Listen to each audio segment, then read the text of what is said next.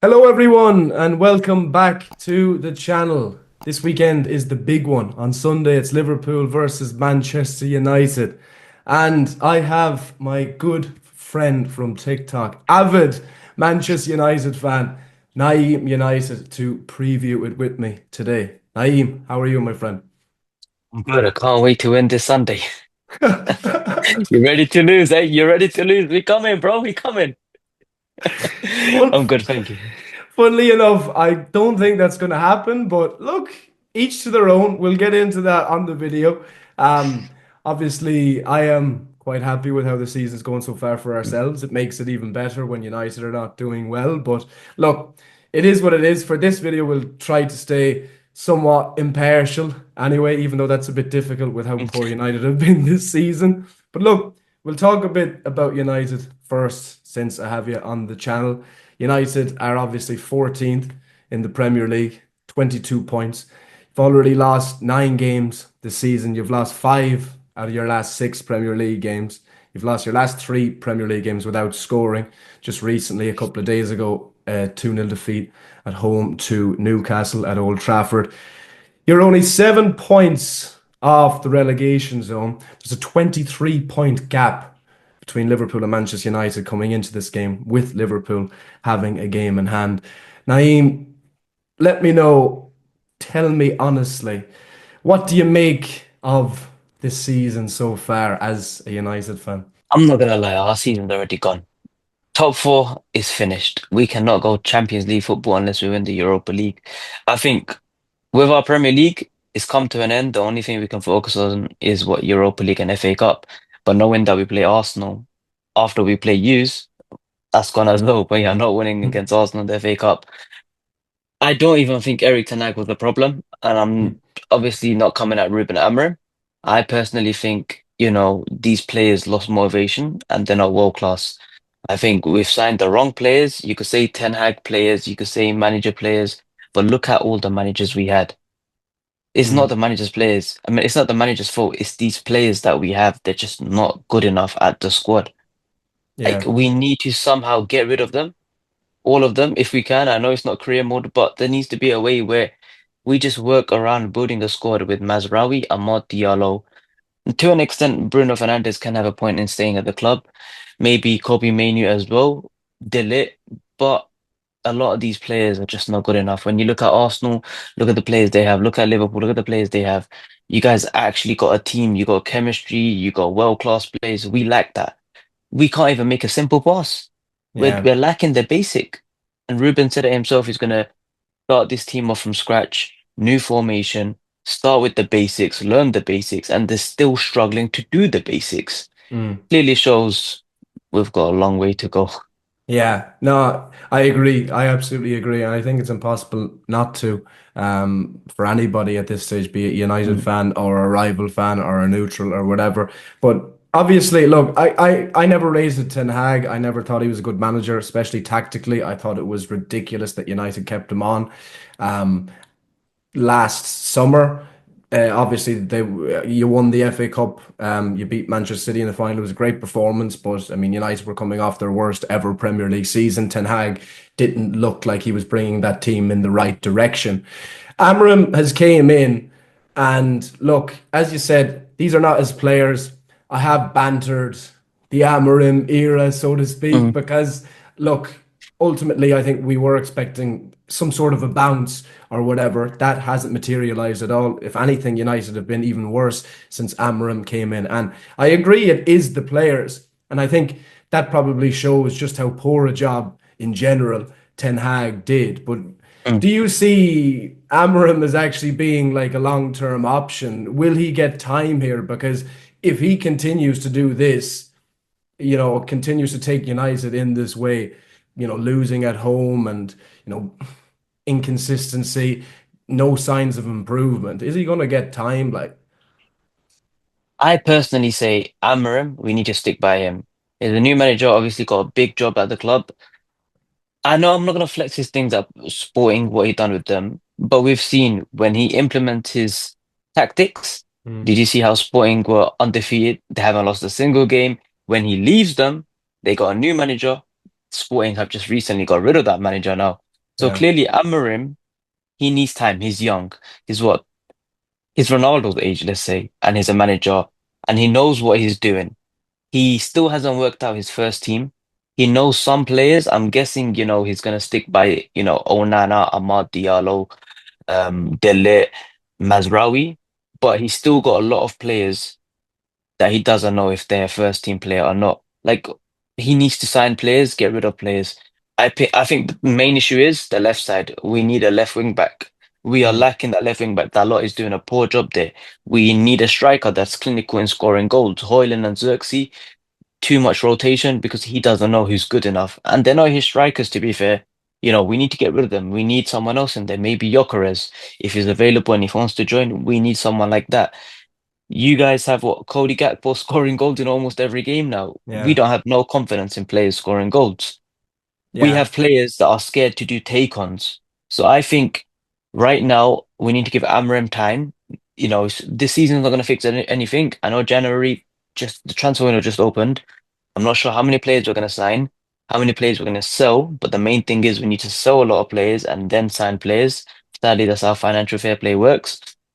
Understand. So this month, I think we're probably going to look into selling Ericsson, Casemiro, Lindelof, get them gone, work on that, and January sign a few players under Amorim system. Next year won't change anything as well. I think next year will still be rubbish, yeah. but this year and next year is all about getting the Amorim structure into Mhm. place and him signing the right players and working out the correct 11, but also having that squad depth. So I Mhm. think that's what he's lacking right now because he has no clue Yeah. what to do with the 11. I I'd agree, and it's very difficult to implement obviously his style or whatever, with players that are not his, and with a lot of players I would say that probably don't even want to be there at Manchester United. I do agree as well. He should be given time. How much time, I suppose, is the question there. He definitely deserves a few transfer windows anyway. I mean, look, you can't judge him completely off what happens this season, even though so far it hasn't been very good. But that's not, solely his fault, obviously. But look, that's the question, I suppose. If it continues like this, or if United are, languishing in mid-table again next season, or even lower mid-table like they are now, well, lower bottom half, Mm, well, middle bottom half of the mm, table, mm. like how much time would you actually give him? Like, I mean, how many transfer windows would you give him? If this was to become the regular for United over the next couple of years, you weren't even competing in cups or trophies, or you weren't even competitive. Mm. I'm gonna say personally, knowing that we've been going through a lot since Sir Alex Ferguson left already, like more than a decade, Mm. these managers, they deserve a chance and they deserve time. So I'm gonna say personally 3 years. I think this year does not count at all. He came in randomly midway through the season, let's say, had a hard job to do, still is a hard job. So I say this season doesn't count. He deserves another 2 seasons from here, and obviously have a lot of transfer windows there. He'll probably have 4 transfer windows altogether. So yeah, maybe another 2, 3 years. Yeah. And on top of that, I'm gonna say, like, you see how Ruud van Nistelrooy, people are shouting for him to stay at Manchester United. They need to see it as part-time success Mm. because Ten Hag could have won them games. Ruud van Nistelrooy, he won them games, but did you see who he played? Anyone could have won them games. So I Yeah. understand Ruud, people are saying should have stayed at United, but that's part-time success. There is a bigger issue at United, and I know that Amorim can see that big issue and he wants to work on it. And he said it himself, this season, next season, it's gonna take some time. Mm. Yeah. I no, I think it's fair. I think it's a fair answer. Absolutely. I think most United fans would agree with you. He should be given at least what 2 or 3 years and kind of assess the situation maybe after a couple of years and go from there. But obviously, as I mentioned, 14th in the league, not doing all that well in the Europa League. You're out of the Carabao Cup. You probably will be out of the FA Cup in a couple of weeks against Arsenal. What would you actually see as a success from here in terms of the position that you're in at this stage of the season? What would you see as positive for the rest of the season from here? Getting relegated. I'm trying to. Um, You'd win the championship at least, maybe. we still struggle, but Yeah. I'm saying, um, knowing that the Premier League's over, look, top four is going to be hard to get. Liverpool, Chelsea, Arsenal, Nottingham Forest, you got Villa, Newcastle, all on form. That's Mm. gone. I think our full focus needs to be Europa League. I think if we just focus on the Europa League, win the Europa League, go Champions League football next season, a trophy's a trophy, and that's what football's about, and it's a European trophy.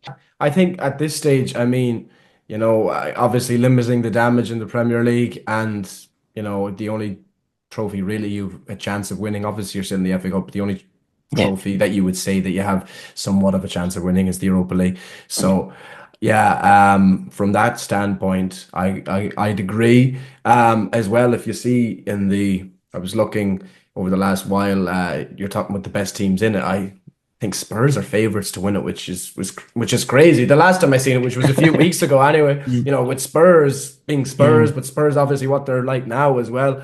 Ange, I don't see being there for too much longer. But look, all I would say is all I would say is that it's a season where Manchester United, look, beforehand, obviously you would have expected so much better. There was so much noise in that summer transfer window, and obviously it hasn't materialized mm, to anything good. I think it has been far below even maybe pessimistic United fans' expectations. But look, you never know. You never know if you can get some sort of a run together. It would be crazy if United were to win the Europa League and be in the Champions League next season yeah. with how they're playing now. Obviously, Liverpool versus Manchester United again, biggest fixture in English football. It always will be, Mm, regardless of how good Liverpool or Manchester United are. Give you a couple of stats. Obviously, Liverpool beat Manchester United 3-0 at Old Trafford earlier on this season. I mean, obviously we were very happy with that, but mm, it should have been more really on the day. It should have been at least five or six. I mean, we missed an awful lot of chances. We hit the post a few mm, times. mm. Last season at Anfield was 0-0 in a game where I think Liverpool had like over 3 XG. United came and parked the bus. Yeah. Liverpool, I think, are a lot better than they were last season. United are, I'd Mm, say, a lot worse than last season. Last five Liverpool and Manchester United games at Anfield, Liverpool have won three. The 7-0 most lately in 2023, the 4-0 in 2022, mm. 2-0 in 2020, and there has been two 0-0 draws 2024 and 2021. So, do you see United having any chance at all this weekend at Anfield? Knowing what's at stake, yes, I do. Really? Yes, what's at stake? Yes, the players know, like, this is Liverpool. We have 20 league titles, they have 19. We need to get that performance, wake up that one day, win this game, because we cannot have Liverpool having the same amount of league titles as us. I personally think we are going to come in strong this game. Whether if Really? it's a defensive lineup or, going a bit attacking, I still think Amorim will do something to try get a result this game. I don't see this being a draw. If we lose, we will get destroyed by Liverpool. Yes. If Liverpool win this game, it'll be like 5-0, 4-0, 3-0, and we haven't even scored a goal in our last three. Mm, But I personally think we will try keep it close because uh, it's a big game, and obviously, whenever we play you guys, form always goes away. We've beaten Man City somehow. I know, everyone's beaten them, mm. but we still played bad against City. We somehow found a way, and we Mm, woke up. We knew what was at stake, and we knew like we can't be the team losing to them. Somehow last season, even though we were bad, we had a rubbish season, we still beat you guys in the FA Cup. We kept going. That fight was there. I mm, haven't seen that in any other game. But somehow against Liverpool, we wake up. So we know what's at stake. I think we will wake up. It just depends on who's going to be starting, I'll say, because obviously we've got a lot of players that wants to leave. mm. So hopefully Amarim can use the right players with the right mentality, and I think we could get a result. I think we could win this game.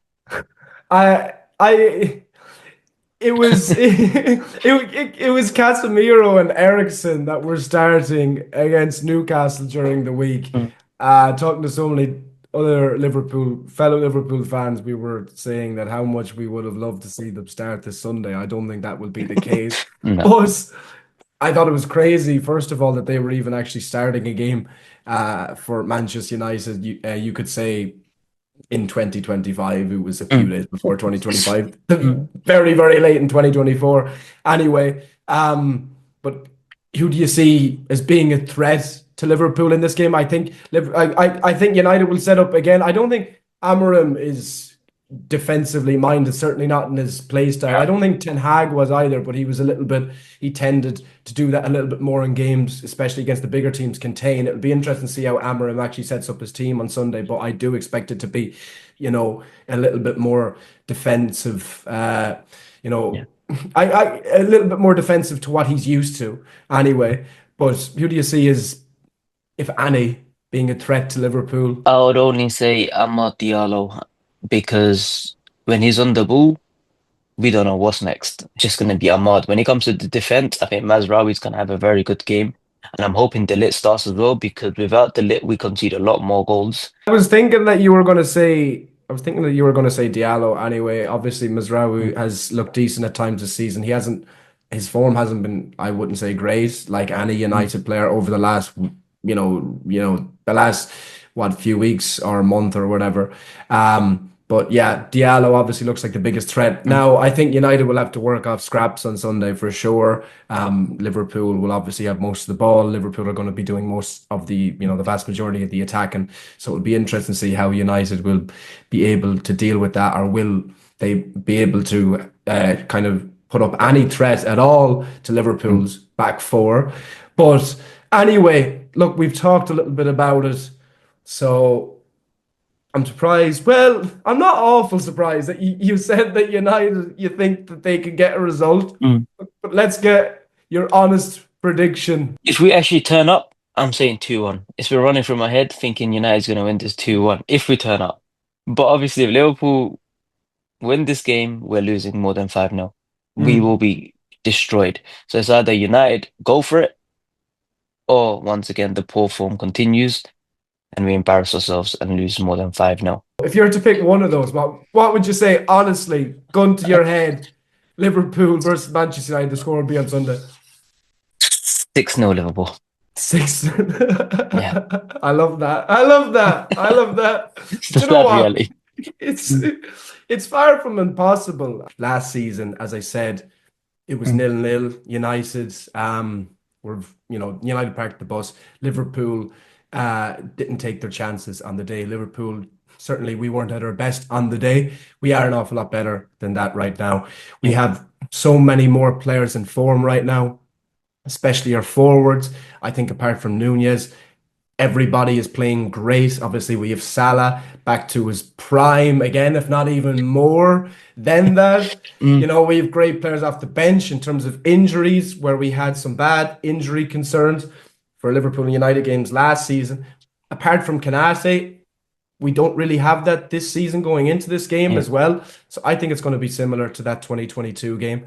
I think Liverpool are 2 or 3 nil up at halftime mm, and kind of just take it easy in the second half and just see the game out. I'm going to say Liverpool 4, Manchester mm. United nil. And you might say I'm being a bit nice to you there.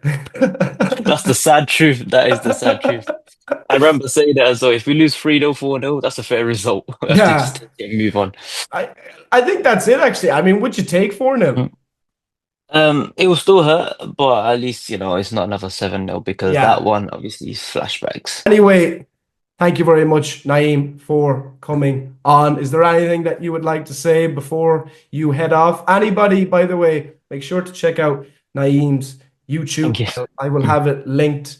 I'll have it linked in the caption of the video. He makes great content on Thank you. YouTube and on TikTok and everything. He's been a good friend of mine for a while, and it's a pleasure to have him on. Naeem, sorry, say anything you want. So, thank you for having me. Hopefully, United don't, concede a lot of set pieces because that's our biggest issue this season. And Manchester will remind Liverpool, no matter how bad our form is, we will always be red and we will always own. But now, thank you for having me, honestly. No Loved bother. it. You're welcome, my friend. I enjoyed it as well. I enjoyed it as well, and enjoy the game on Sunday. Anyway, of course, I'm going to be live for the match on Sunday, the big one, Liverpool versus Manchester United. Make sure to join me then. Thank you very much for watching. Like the video if you've enjoyed it. Subscribe to the channel. Subscribe to Naeem as well. And I'll see you all then. Cheers.